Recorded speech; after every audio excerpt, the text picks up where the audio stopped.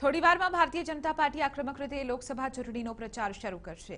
ગુજરાતમાં જ નહીં પરંતુ દેશભરમાં ભાજપાએ એ સાથે ચૂંટણી પ્રચારના શ્રી ગણેશ કરશે।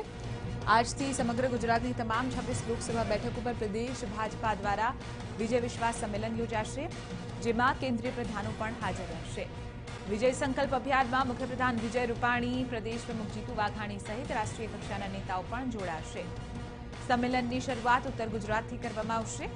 પાટીદારોના ગઢ અને નાયબ મુખ્યપ્રધાન નીતિન પટેલના હોમટાઉન મહેસાણાથી સંમેલનની શરૂઆત થશે, તો સુરેન્દ્રનગર, વડોદરા અને પોરબંદરમાં પ્રદેશ પ્રમુખ જીતુ વાઘાણી હાજર રહેશે।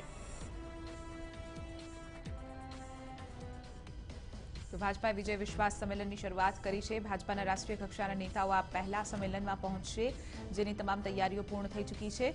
મહેસાણાથી આ વિજય વિશ્વાસ સંમેલન યોજવામાં આવશે અને પ્રચાર આક્રમક રીતે બીજેપી શરૂ કરશે।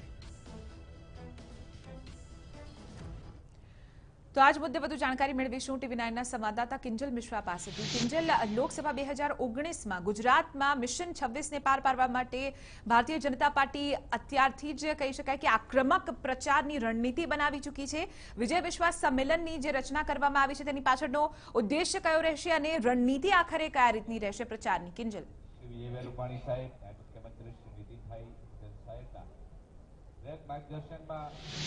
ભાજપ દ્વારા હંમેશા ચૂંટણી પહેલા માહોલ બનાવવામાં આવતો હોય છે અને આ માહોલ એ કાર્યકર્તાઓથી માંડી અને કહી શકાય કે જે ધારાસભ્યો છે, તેમના જે પદાધિકારીઓ છે, નેતાઓ છે, તે તમામની માટે રહેતો હોય છે।